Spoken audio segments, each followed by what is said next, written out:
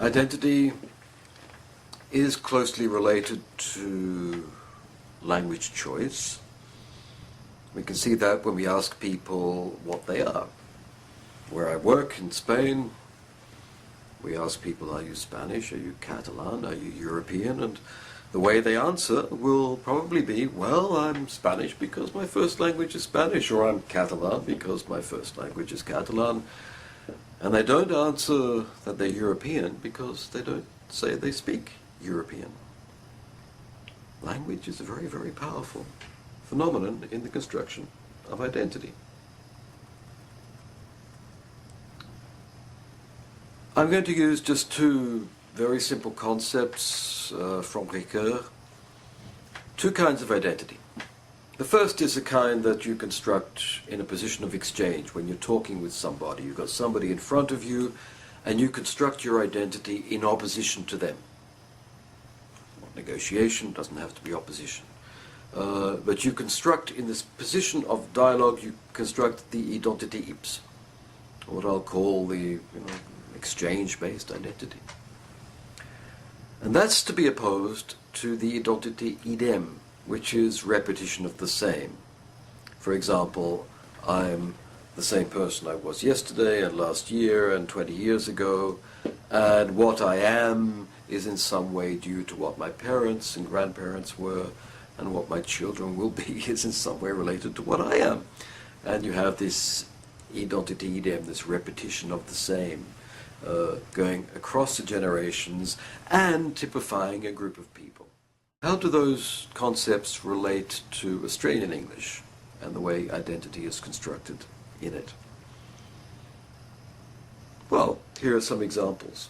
I watched quite a few videos of Nicole Kidman as an actress and in interviews, and found, of course, and Naomi Watts, both in interviews maintain good, strong Australian accents, and in their films adopt an enormous variety of convincing other accents of English.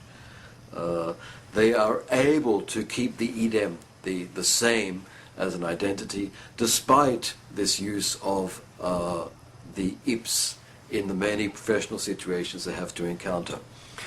As opposed to, I might add, Mel Gibson, who has this bizarre mixture of American and Australian phonetic features in his English.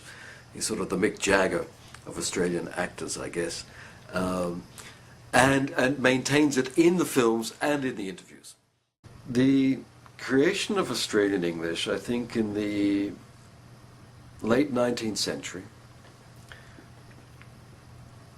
was based on the exclusion of what it was not, or what it didn't want to be.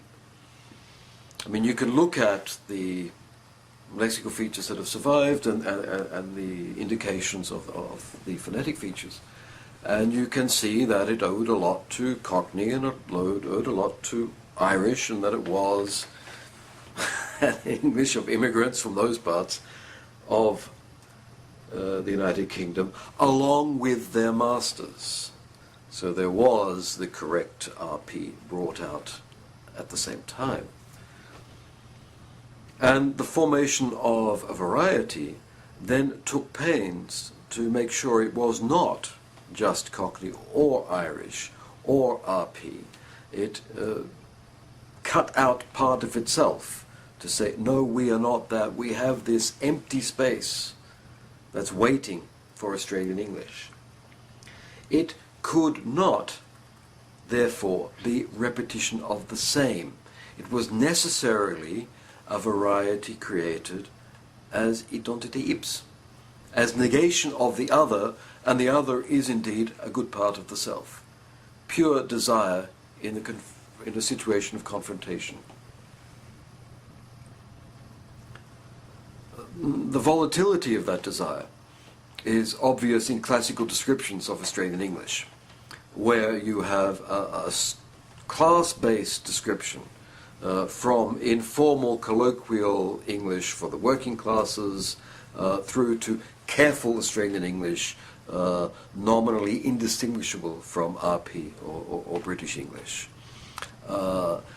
And within that volatility, a high importance of sex-based difference, where the woman in rural families, at least the woman will be the maintainer of careful, correct English, and will complain with great regularity about the way the men and the younger members of the family misuse the language. Generation after generation, I might add. At the same time, and because of the development of Australian democracy, in reality there's very, very little variation based on wealth. I used to work at the horse races in my native town of Perth, Western Australia. I was a barman. I had great opportunity to observe the highest, well, where the big money moved at the top of the stadium, and where the big money moved also at the bottom, and everything in between. You have differences based on wealth, but the language used, the phonetic features especially, the lexical items as well, are very, very homogeneous from top to bottom of the wealth scale, and from east to west, west to east, 4,000 kilometers or so geographically.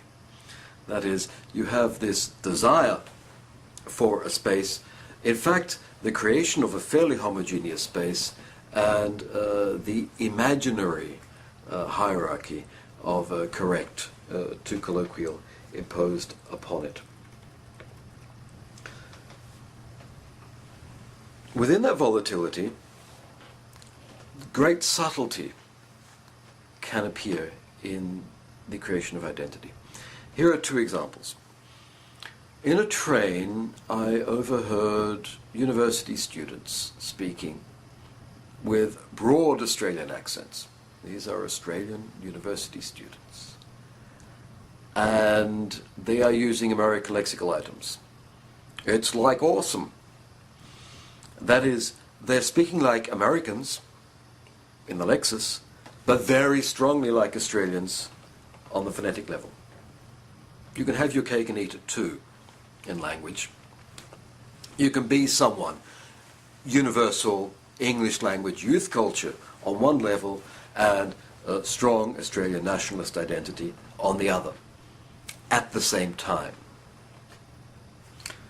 My second example, actually from the same stay in Australia, when I met my former professors, I at first struggled to believe that they were not pretending to be Australian. This is some 30 years after I had been their student. And it became obvious to me that when we went to university, that is, students and professors, we automatically adopted careful Australian English. We became like RP at the university, and we would, not all of us, but a good deal, many of us, would change according to the other activities we had to do. I was working as a mechanic, or I was working harvesting wheat, and I would have to speak broad, colloquial Australian English.